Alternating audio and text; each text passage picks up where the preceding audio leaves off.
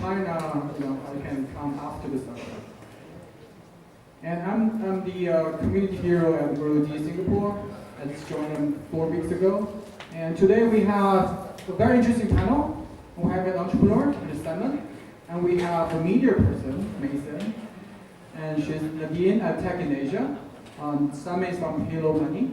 And we have an investor, or 2 investors. One is angel investor because he uses his own money, and small or big, it depends on him. And we have VC, basically what most people tell you, use other people's money. That's from, East Venture, Benny.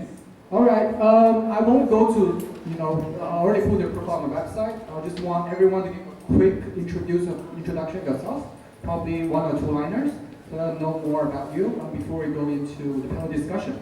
All right? Sure. My name is Simon. I'm the co-founder and managing director of Hello Money.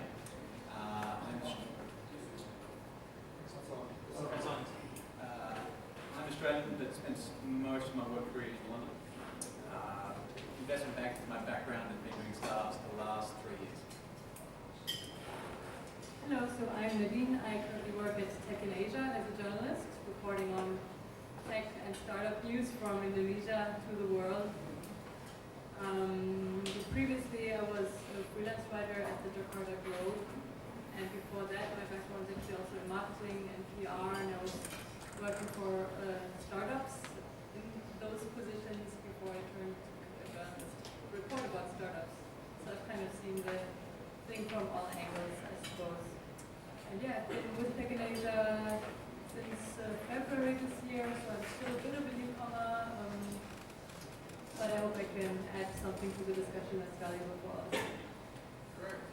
I'm Joe, you've hired me already. He's an angel investor. Angel investor about 20 years. Mostly I invest alongside a VC.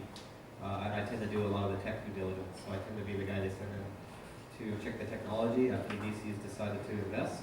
And then I go along on that investment as an angel investor investing my own personal money. But OPM is better, definitely other people's money. And my name is Benny, and I'm from East Ventures. So just to give a brief introduction of East Ventures, so we are a seed to early stage venture capital that's focusing in Indonesia and also Southeast Asia for, I think it's around from 2010 until now. And actually we have 3 bases, which is in Indonesia, in Singapore, and also in Japan.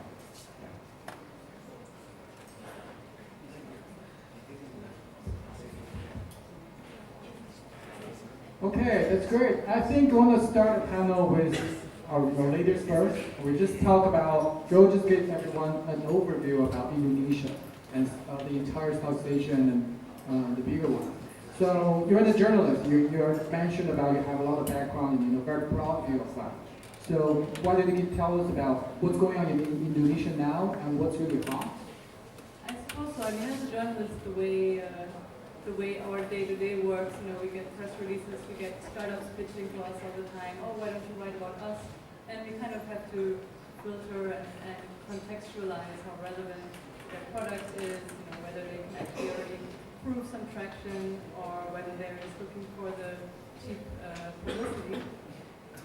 And on the other hand, we get a bunch of funding news every day. Everybody throws around big numbers and hopes to get some credibility from pitching that to us.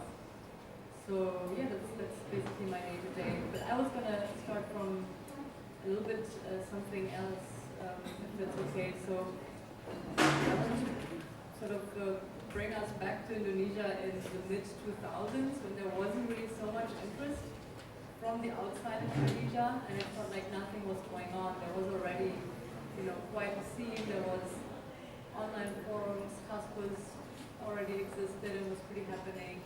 Multiply was really big here, and there were, there was selling and buying going on online through forums like Casper's. It just wasn't very formalized at all.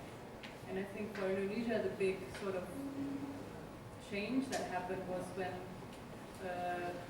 foreign startups started coming into the region, specifically rocket internet startups came in with a really big bang, like it was 2012, 2013, they really started shaking up things, and I think really giving local entrepreneurs that sort of kick in the butt to say, hey, this is actually a business, you know, we need to professionalize, we can do this.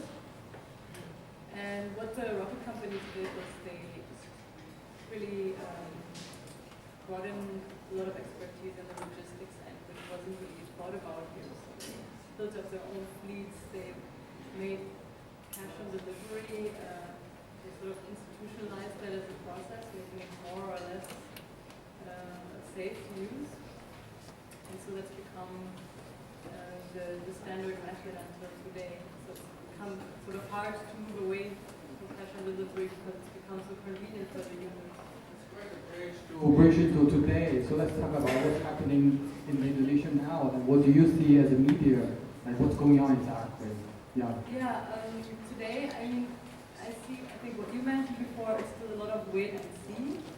So the big e-commerce players, I'm sure you've heard that there are really big and well-funded e-commerce players here. We have Ciputra, which is like a very popular homegrown startup, which recently got medium-sized funding for the international perspective. But in Indonesia, this came with a huge, big bang that they got 100 million in funding. And there's Matahari Mall, which is not really a startup. It's the e-commerce venture of a big local conglomerate, and they have shown this massive amount that they're willing to put into it. But I think we're still not really able yet to see how well this is actually going to take off. And payment is a big problem in it. But so what I think is more concrete nowadays, I don't know if you guys can support me here, is actually B2B. So recently a company like Ralali, who I had never heard about just because it's not very sexy at all. It's basically tools and large industrial tools, and that recently got a fairly big round of funding. So I think for now, yeah, B2B commerce is probably going to be a big thing, and if someone's going to attract the services that are really directed at customers, I think we're still a bit of a way away because the payment issue is a big issue, and I think so far there's also still a little bit of a disconnect in the understanding entrepreneurs have of how people actually use services in a really mobile-first society. I mean, you have to think that people will discover the internet from their smartphones. They will never know the internet that most entrepreneurs grew up with, and so I think there still needs to be a better understanding, also maybe more research being done on how people of that generation, of the mobile first generation, will use services and what they really want and need, and are willing to pay for their attention. Sure. Okay, let me ask a question on Benny. So you're the VC. What kind of companies does East Venture, will East Venture invest in? So basically, we never consider ourselves to invest in startup companies, for example, into what kind of markets, because we think that our features is quite adjustable due to what kind of the founders and also the market is going to be. Because we think that if we just take a look at a certain market, while at the same time we cannot find some founder who is really passionate enough for that startup, and also for that market, we think we cannot invest in that. But and it's also because we are from seed and early stage startup, in which that we put a lot of trust into the founder. That's why we think that founder is one of the most crucial aspects that we should consider before considering the market as well. So do you invest in a lot of local Indonesian startups or versus? Yeah. And how you said your portfolio is more Southeast Asia, right? So you have 3 offices. Yeah. And so what's the percentage of local Indonesian entrepreneurs versus the rest of the people you have invested? So we invest in, for Southeast Asia, we have around 60+ portfolio, and most of them which is around 50 plus, is actually from Indonesia. Because we think that while Indonesia, the population of Indonesia itself is already 40% of the whole Southeast Asia, which is comprises of the biggest potential. Yeah. So out of the 50, what kind of startups? Do they only focus in Indonesia or they are also regional? Usually, most of them are focusing in Indonesia because we think that we don't really need to busy cracking global market because we just focus in the Indonesia market. If we can get the market, I think that's already big enough for us to sustain or even to survive. But all of these local Indonesian market investors, are they all pure local, like the local locals, or they are foreigners locals? The foreigners have Indonesian startup. Usually, founders that we invest in is actually diaspora. So they are studying in some countries, and then they come back, and then they bring the knowledge, and also they perhaps they get some ideas from there, and then they fit into the context, into the local context to find out what's actually the best for Indonesia. So. Any success story yet? Yeah. Okay. Give me one example, maybe. Yeah. For example, we invest. So around 4 years before this, we invested in Tokopedia, and also actually we invested in Traveloka. So back then, I think that a lot of e-commerce startups, are still pretty new, and the market are still pretty. It's pretty. The opportunity is still there because there are not a lot of giant e-commerce by that time. But for now, we kind of moving into the SaaS company or even to niche e-commerce company because for now, if we invest in startup that is still focusing on horizontal market, such as for example Bilna, like that, we think that's going to be pretty hard. That's why, like half years ago, we invest in Alton Coffee. So it's like an e-commerce which is just focusing on the coffee utilities, and also we invested in Dibawakan. So Dibawakan is one of the tenants in GEPI as well. They are furniture e-commerce. Okay, that's great. Let's hear another speaker from entrepreneur. His story is that they just raised $40 million in April. So Simon, let's hear about your story. I believe that's US dollars, right? US dollars? 40 million. Yeah, so we raised $40 million, and so maybe I'll give you a little background behind the company to give you some context. So the company in Indonesia is called Hello Money. The group is called Compare Asia. What we do is we're a comparison site. Sorry, we can't hear you at the back actually. You might hit the speaker. So we're a comparison website. Everyone's familiar with Traveloka, flight comparison. We do credit card comparison. We do loan comparison, financial comparison. There's 122 different credit cards in Indonesia. It's very difficult to work out which is the right one without a comparison site. It's very interesting to see Joe's slide that only 4.5% of Indonesians actually have credit cards. It's quite underbanked for those people. But yes, we raised a decent amount of money for Indonesia and possibly for Asia. We have some reasonable investors. Our largest investor is Goldman Sachs. Second to that is the Jardines, and we've got some exciting investors, C-level Facebook, CEO Zenga. It's all quite exciting. I get asked a question, how it is you raise that amount of money and why, because that was our Series A. So, I'll be totally honest with you, that we actually were originally looking to raise 10, and we'd be really happy to get 15 million. We started aggressively trying to get funding, and we had some early success, and then we had certain investors looking to competing, and all of a sudden we worked out we could get 15 million reasonably easily. The reason we went way overboard with the investment is largely due to competition. We thought it was a very attractive market in Indonesia and also Southeast Asia, and basically wanted to overshadow anyone possibly and have the firepower from a market perspective, but also from make it difficult for them to raise funds. So mentioned about you have a group, so what other markets you're at besides Indonesia? So we're in 8 countries, and we started quite aggressively. We're only a year and a half old, and we're in 8 countries. We're in Malaysia, Singapore, Indonesia, obviously, Hong Kong, Philippines, and just about to launch in India. So how much of the $40 million going to come to Indonesia? So there's a lot of obviously interest in Indonesia, given to all the statistics that you mentioned, though it does have its own challenges, which I imagine we're going through today. And it's not allocated, to be totally honest, exactly how we, it's on a needs basis. And depending on The money is actually invested in entity in Hong Kong, right? That's what. We're yes, our group entities is it's situated in Hong Kong. That's great. Just another question. So you are a foreigner here in Indonesia. Do you see a lot of foreigners come to Indonesia to do startups and how they're doing here in this market?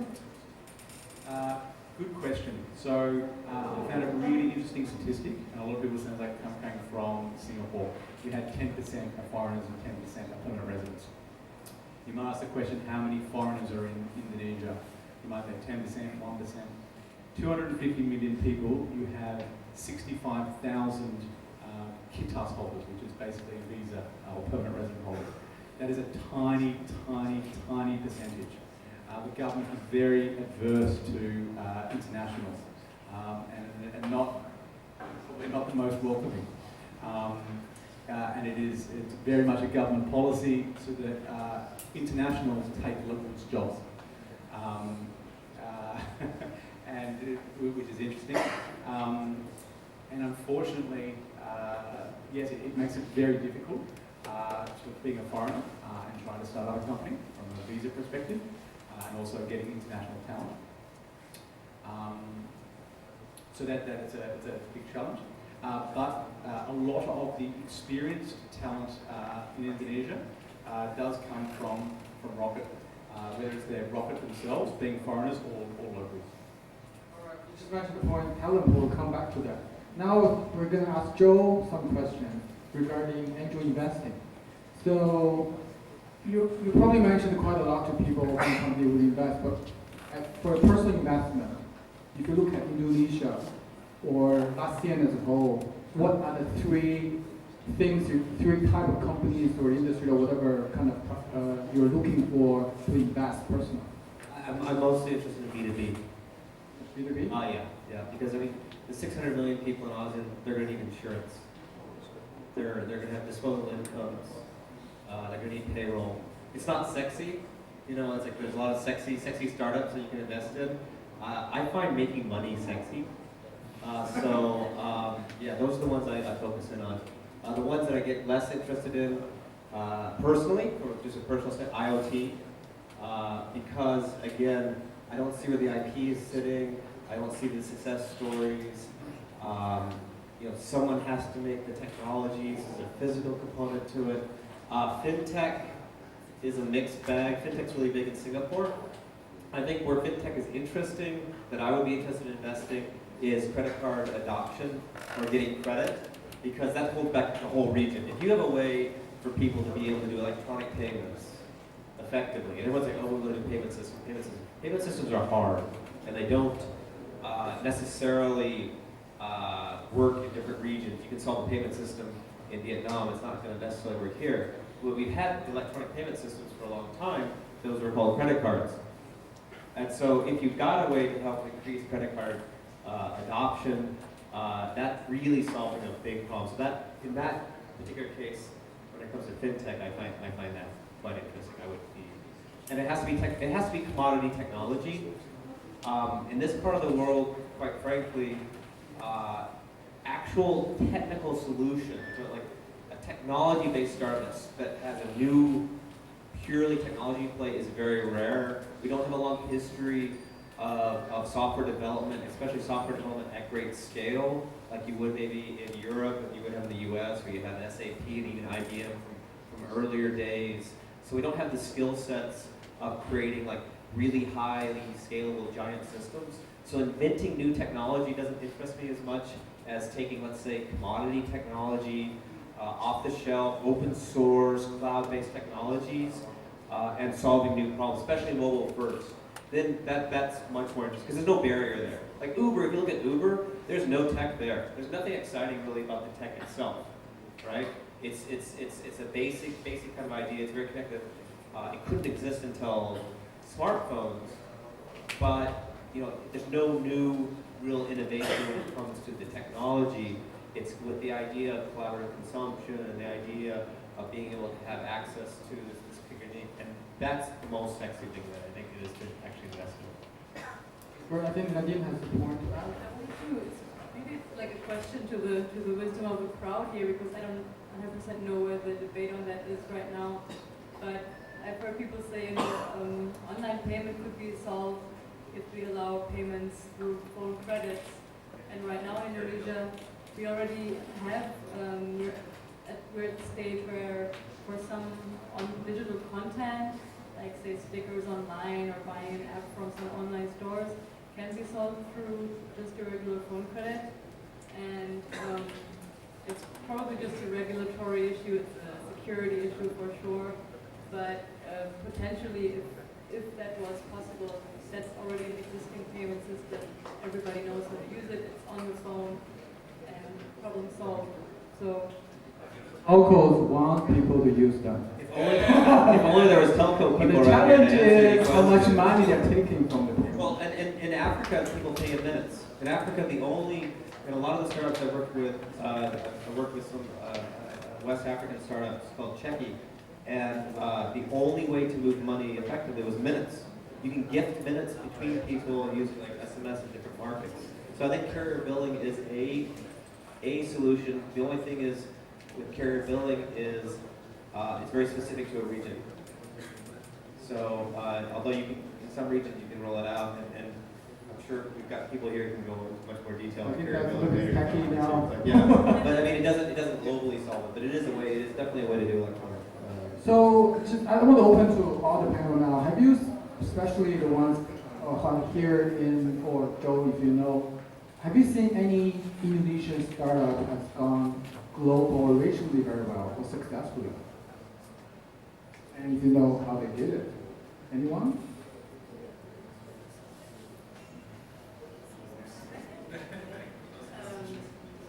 Let's see, let me think. Regionally or globally, honestly, I don't think so. I don't know of the one big Indonesian success story. There was one exit that was quite famous, Coprol, but that's already a long time ago. A location-based service that was brought up by Yahoo that made big use, and it was a really big, impactful success story here in Indonesia. But since then, I don't really know any. So what? Since there's no, is there anyone know? Excuse me, I know one. It's called Gojek.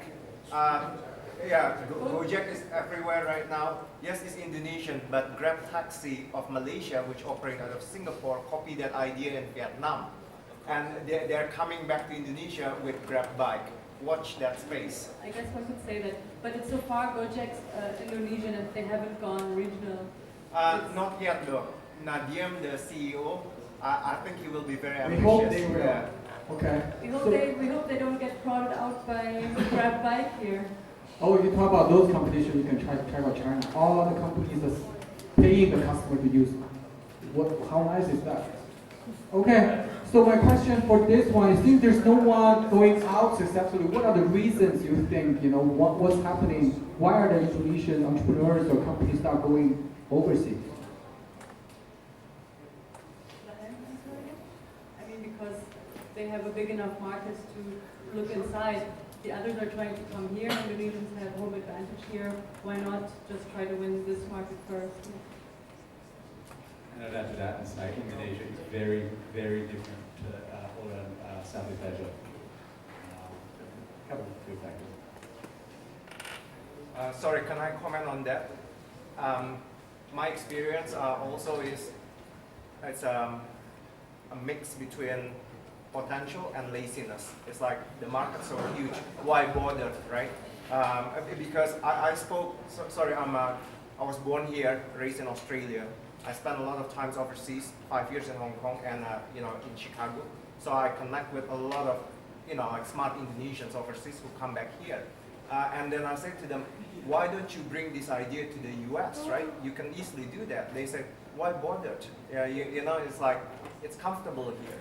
So sometimes it's the lack of ambition that stops us. Well, the market is 260 million, there's lack of ambition. It's a big market. Okay, so let's hear from Benny. What do you think? From the, have 60 companies plus company. Actually, from what I think that a lot of entrepreneurs, they want to start here because they have the power. I mean, they have the advantages of, their staying in Indonesia, which is, Indonesia is a market that is not really easy to tap into because most of the infrastructure are not pretty well developed yet. And also, for example, in Singapore and also Indonesia, which is very distinct in terms of the infrastructure, and that's why when Indonesia, the entrepreneur in Indonesia, instead of moving outside from here, and they're going to something to the territory which is very new, it's better for them to just start inside and creating their own market. Actually, as we develop our relationship in Indonesia, we also discover some societies that bringing Indonesians entrepreneurs go to Silicon Valley for the trip. Actually, just like 4 of them came back from Silicon Valley just because they have jet lag and they're too tired, they couldn't make it for tonight. Those are the people who are going to see the overseas market. The reason why we're bringing this topic is, I think ASEAN, even though this is 40% of the market, there's another 60%. So how does an Indonesian entrepreneur want to go to South Asia? Probably that the panel have a small discussion over here. If an Indonesian entrepreneur wants to go to Southeast Asia, what should they do? Because there's no success story for them to basically see, oh, this guy has done this before, let me just do that. So if you have any advice for the companies to go over to Southeast Asia, what would you advise them to do? Of course, first have big ambition first, okay. Actually, I think, some of the startups are now trying to move outside from Indonesia because they can penetrate the market in Indonesia. For example, like Traveloka. Currently, Traveloka is not only focusing in Indonesia, but they also moved to Singapore. So, okay. Yeah, so it's like one step-by-step progress for these startups. But first, usually the first priority is always from Indonesia. Anyone has anything to add to this? What's your advice for? It might be too early. It's still a big market here. It just might be. And again, it's always like, what are you going to bring as an advantage? If you're going to go into another market, what are you bringing with you into that market? And I think it's still so much of a market here to attack that probably. Unless you're really going to bring something special, maybe it's not quite time yet. For B2B, that's quite interesting. B2B, I don't think it's market early or late. It's just the business needs problem to be solved, right? The skill set you bring in might still be better. You have an advantage here right now. Then for Indonesian B2B startup, should they go and test out local market because it's too early? Perhaps for B2B startup, we think because most of the business in Indonesia is still pretty conventional. Actually, that's the challenge that B2B startup face right now. Is because most of the consumer here in Indonesia, they already accept technology, but for the business, for them to accept, for example, like cloud tech, is still pretty conventional and. Yeah, that's the thing that should be tackled by the startup before they're moving from Indonesia. Okay. So I think that's all. Let's open the floor for everyone. Any questions for the panels?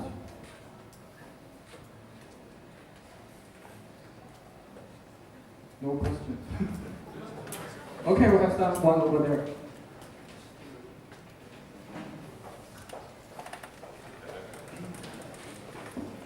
Hi. My name is Ted. I've been doing technology here for a few years. What do you guys see as the next big verticals in either Indonesia, the Philippines, or just any of the large markets here in Southeast Asia.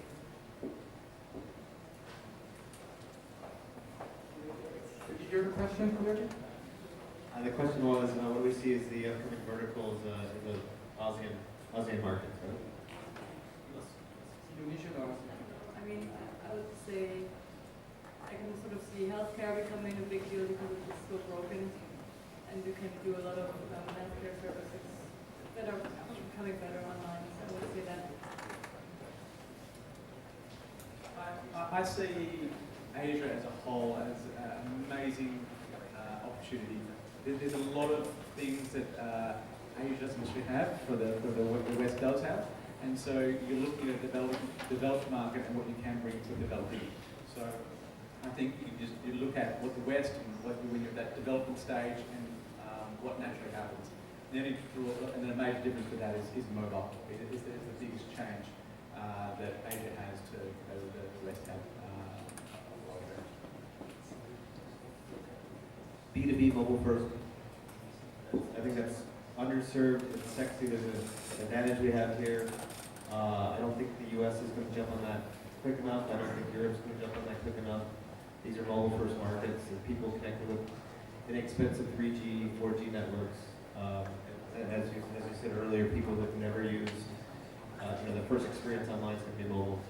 So actually, as dispensers, we have a principle, which is usually we call that as a time capsule principle.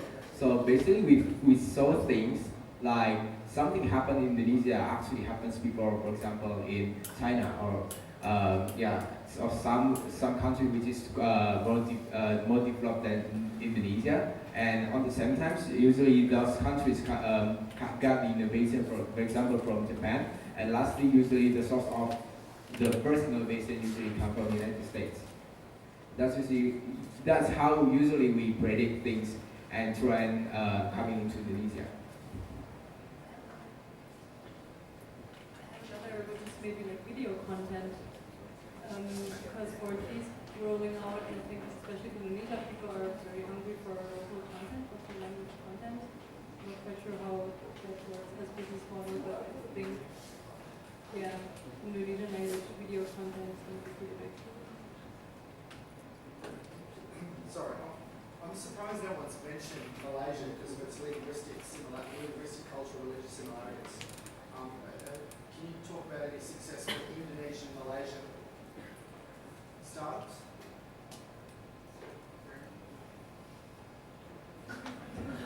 Okay, do Indonesians think Malaysians speak the same language as you? No.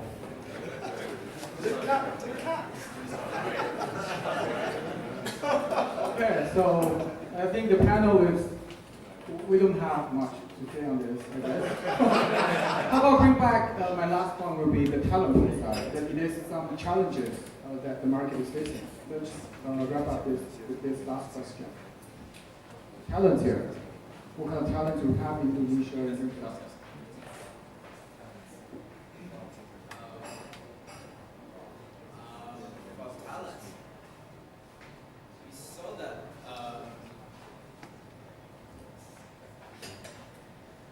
We see that actually there is a talent war in Indonesia tech scene because we saw that a lot of good startups are coming in. I mean, a lot of good founders, a lot of good CEOs, they're coming back from abroad. But the problem here is about for example, the engineer because a lot of I bet some of the founders here know the reason why because we got a lot of most of the engineer here, the educations are not, slightly below average. That's why they still need, they need to be more, get more passionate about this, and also because this is still new for them. That's why, that's one of the things that is being, becoming the problem of the most startups in Indonesia.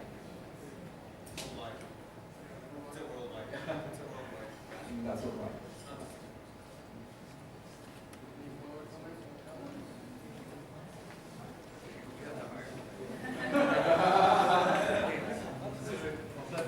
I would absolutely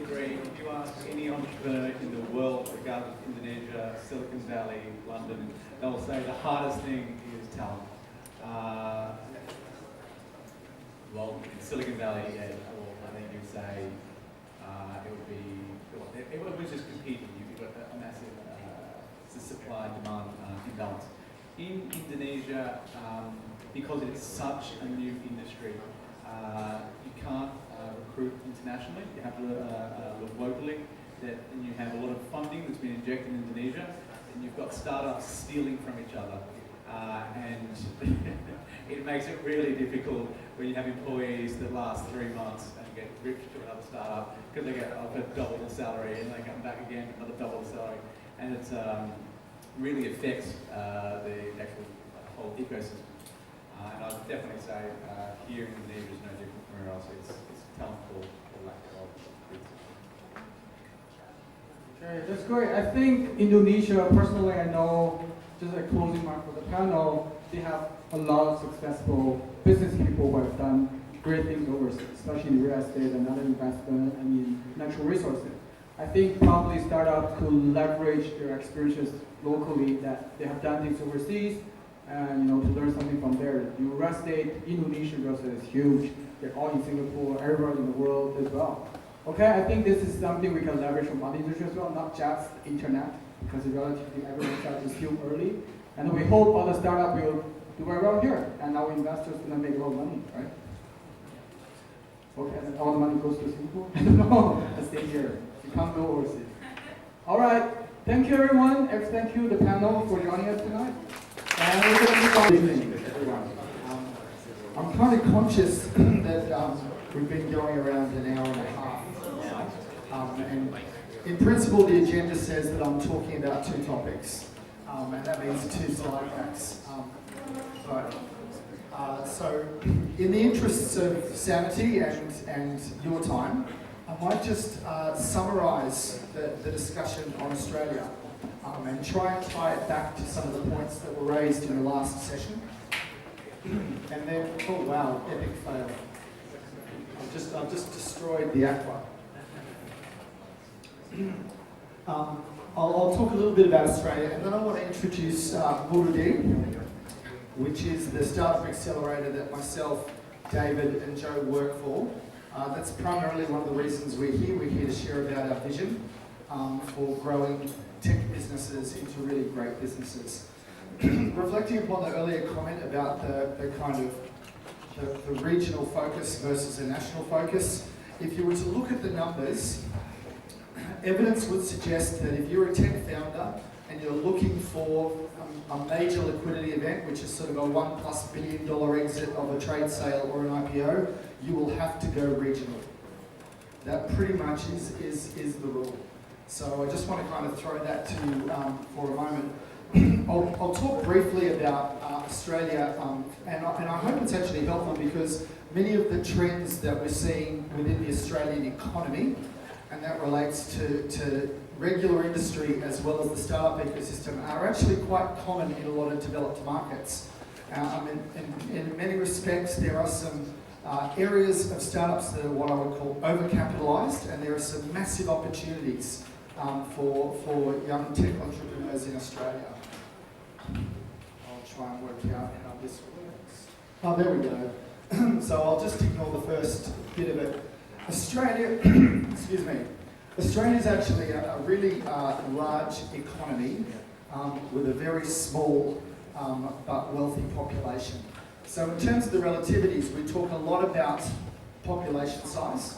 But if you look at the Australian economy in terms of GDP, it's actually as big as adding Indonesia and Malaysia and Thailand together. So it's actually a really, really large market. So when you talk about the wealth that's inherent within that market, there is an immense opportunity for companies that have a technological flavour which can unseat existing industries. One of the great characteristics about the Australian industry is that it is a very concentrated market. So if you look at the banking sector, there are basically 4 banks. If you look at the telco sector, there are basically 2 telcos. If you look at the retail sector, there are basically 2 retailers. What that usually creates when you have a concentrated market is really, really high margins, higher than any other margins in the world. So, and many of those industries, both retail, telco, and banking, are also what you call vertically integrated. They are full service operators that operate across the entire continuum. And if there's something that Amazon taught us about retail and books, is that if you have a technological solution, you can jump over the vertical integration and unseat an incumbent player quite easily. So the Australian market is actually, unfortunately, highly dependent upon two things. One is digging things out of the ground and selling them to China, and then taking that wealth and then delivering services mostly to ourselves. And probably like Indonesia, because we are quite remote, because in the region we are linguistically isolated, our focus is actually entirely upon ourselves. However, there are two amazing factors here which are causing just huge strife in Australia's outlook. The first is that, number one, we're highly exposed to the prices of one or two types of material, iron ore, coal. Number two is everyone sitting there delivering services to each other wants to earn more and more money, and the costs are going up. What this is causing is an outlook which is extraordinarily challenged. And if you were to consider that the Australian economy is growing at roughly sort of zero, and in nominal terms it's growing at zero, we have a forecast cost problem because Australians are getting older, they're getting sicker, and they're effectively going to need to deliver services to an ageing population. So you're kind of looking at me going, so what? What does this mean for me as a tech entrepreneur in Jakarta?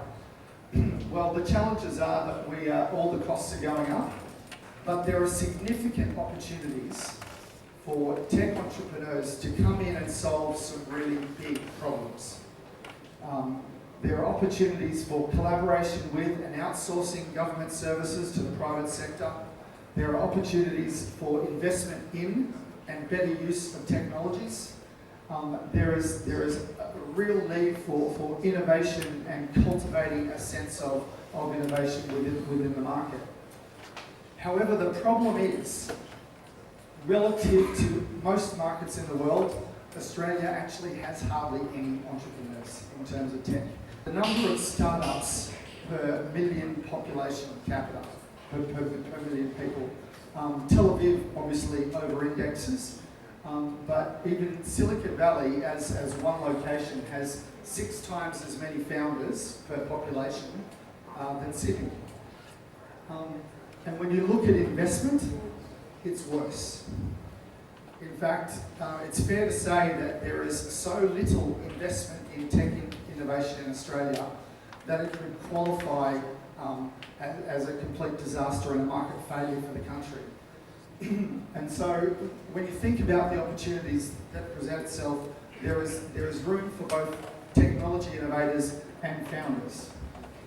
Ironically, Australia actually has the world's 4th largest investment pool, called the superannuation scheme, $1.4 trillion, and something like 0.005% of that goes into venture capitals. Even in Canada, which has a similar superannuation scheme, roughly 2% of the super investments go into innovation. So we've got a long way to go. So when you look across the different arenas of Australia, and I've kind of just arbitrarily divided these into a few areas. Sort of consumer, so these are the kind of the grab taxis, the Tinders of the world, versus investment in terms of B2B, and then in terms of government services. If you look at the level of digitisation in those sectors, you can see that consumer is relatively well adopted and pretty saturated, but there remains large untapped opportunities in B2B.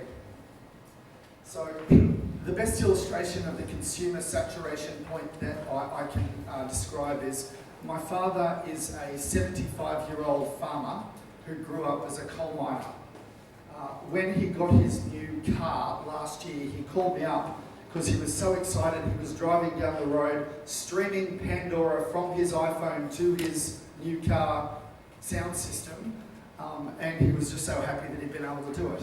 This is my father who, when he's away with mum on a weekend, will watch his football live on his smartphone. When you've got a 75-year-old farmer using all the services that we enjoy, you know that there ain't much more opportunity. It's relatively gone. However, you know, businesses remain an untapped area, and so Australia has 1 million operating small businesses. So considering we've got 25 million people, if I were to equate those same numbers with Indonesia, I'd say you guys have between 10 and 20 million small businesses, which by and large, as Benny said, are rather conventional in terms of the way they operate, represents a huge opportunity. However, the focus of Australian startups seems to be almost entirely on ad tech and digital media, which is really, really odd. So there are 1,500 tech startup founders in Australia. 4 out of 5 of them are in digital media of some description. And hardly any are in the major sectors where either there is a lot of wealth being created or there is a lot of cost being generated. And just in terms of the relativity point, if you kind of look at investment dollars should probably flow in equal proportion to where the cost and the revenue go. Australians spend less than 5% of their income on media. So all I can say is that there's an abundance of opportunity for some, however, maybe not for others. Given the focus on one particular sector, my kind of prediction, and I'm always a little bit reluctant to do predictions, is if you're in digital media and ad tech, your life is going to get very, very unhappy, and so is that of your investor. There is so much volume in the market that it is almost too much. The great thing about ad tech and digital media is it is infinitely scalable, but when you have thousands of players in the market, none of them will scale. However, if you're an enterprise and B2B player, the world's your oyster. There is so much opportunity and there's almost no one addressing it. So the kind of so what here for you guys is sort of how big could this opportunity be and what sort of things could I do to address the Australian market? Big ticket item number 1, to digitise and democratise those big, chunky, vertically integrated sectors, banking, finance, retail, etc. I kind of jokingly said Joe was talking about the Singapore delivery business. What, Redmark? Yeah, Redmark. You can just kind of log on, just choose an abundance of options and have it delivered the next day. You can't even really do that in Australia because the 2 big retailers kind of have everyone either. Is that linguistically appropriate? So there's an abundance of opportunities there. To design solutions which actually enable people to participate in the workforce for longer, more flexibly, and to transform the way that governments deliver services. I remember the healthcare comment. Every market's healthcare is broken. I mean, it's an absolute disaster, and we spend something like 30% of our government spend on healthcare. So when you add up all the opportunities, by 2025, Google and PwC believe if all of these things are addressed technically, there is a $100 billion prize available in terms of the total market. The reason why that number's so big is because of the numbers you saw earlier. And the great thing about Australia is it is well digitised, and there is an amenability to taking up with these services, but we just don't have the people to do it. So, come on down. So that's my little discussion on Australia. Dave, do you mind quickly popping over to the Muru-D chart? And those trends are pretty common amongst most developed countries. Probably the US is a little different. So I want to talk a little bit about Muru-D and about what we are and what we do. So Muru-D was founded in 2013. Muru is an Aboriginal word which means road to or journey to, and D means digital. So road to digital. We have been operating since 2013. We have 20 graduating startups in our portfolio. In terms of our foci, we don't really have a vertical focus. We rather take, I think, the well-established consensus from the earlier panel that there are an abundance of opportunities, and the 10 founders, the strength of their idea and the strength of the team are critical to success, and we consider that to be the most important thing. In terms of some key numbers for you, Class 1, which finished 8 months ago, have collectively raised $3.1 million. That's in terms of their seed. Roughly 30% of teams that come to Muru-D close their seed round prior to demo night. We've recently opened in Singapore for all the reasons that Joe talked about earlier, and that is we fundamentally believe the vision for ASEAN growth. We also believe that Singapore is the most appropriate place for 2 middle-aged white guys, for us to locate in terms of a way to address the ASEAN potential. So we're really, really pleased to be open for business in Singapore. In fact, applications are open now. The quote on the right just gives you some assurance that we have the support of the government. We are very close in working with the various agencies, as well as all the VCs that we mentioned earlier, and we're really excited to be here. I think my clicker's run out of juice. Great. So what are we looking for? We're looking for really highly motivated founders who have kind of 4 things. One is a really clear understanding of the industry problem you're seeking to solve.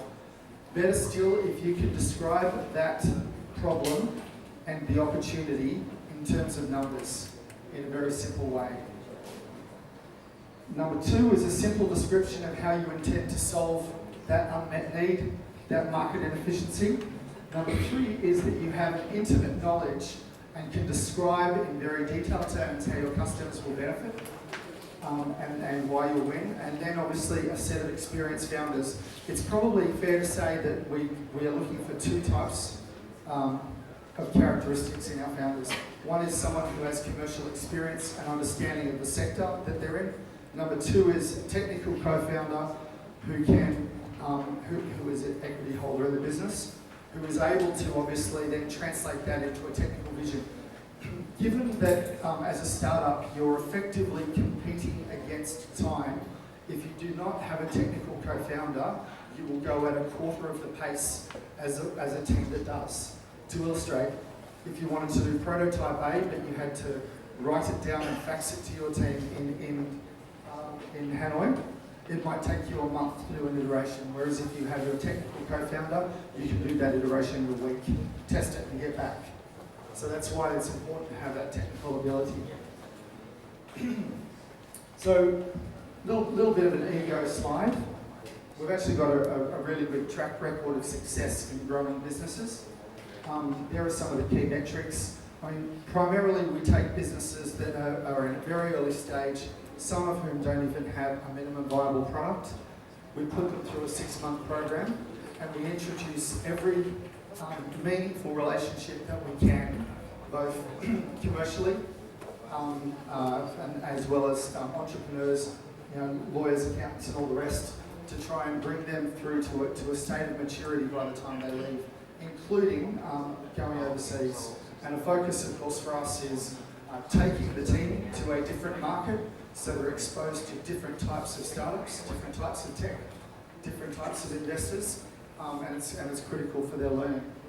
So in terms of applying, I just want to give you a little bit of an overview of the Muru-D program. We are partially an investment vehicle, so we invest 40,000 Singapore dollars in exchange for 6% equity. What we also are exchanging here is David, Joe and myself are bringing to bear our collective experience and our network to you and your team for 6 months. There are kind of two aspects of Muru-D that I think is unique amongst accelerators. One is we're twice as long as most others. You'll often see accelerators will last for 3 months. From my own experience, having assisted in Muru-D in seeding, is that the real juice, the real meat starts to get on the bones between month 3 and month 6. As well, if you're a business that requires any sort of corporate engagement, potentially, a business is at one end, or a marketing team's got to use this, or a procurement business needs to use that feature, you actually need months and months and months of runway to actually get meaningful relationships, meaningful discussions, and potential business relationships with those. Which brings me to my sort of other important characteristic. We feel really privileged that Telstra support Muru-D and they fund Muru-D, and there is almost no other link between us and the business, except that what we do is we bring to bear the entire network of not just our corporate executives from Sydney right the way through to China. We also introduce all of our buyers, all of our suppliers, all of our partners, all of our consulting firms, all of our law firms, all of our accounting firms, all of our advertising agencies. They all play a role in nurturing and growing Muru-D businesses, and they're very passionate about it, as well as a range of investors. We have something like 220 mentors who are committed to the program, some of whom are done $150 million exits. So that 6-month intensive process is actually what drives the growth of the business. But we must sort of say, this is your business, not our business. Ultimately, we will push you to the end of your patience, with a view to grow you to something substantial. But in the end, this is your call. So, please apply if you're interested. The Muru-D Singapore is open now. We're actually open until the 22nd of June. You can go to www.muru-d.com/apply and go through the process. And you can also feel free to talk to us afterwards.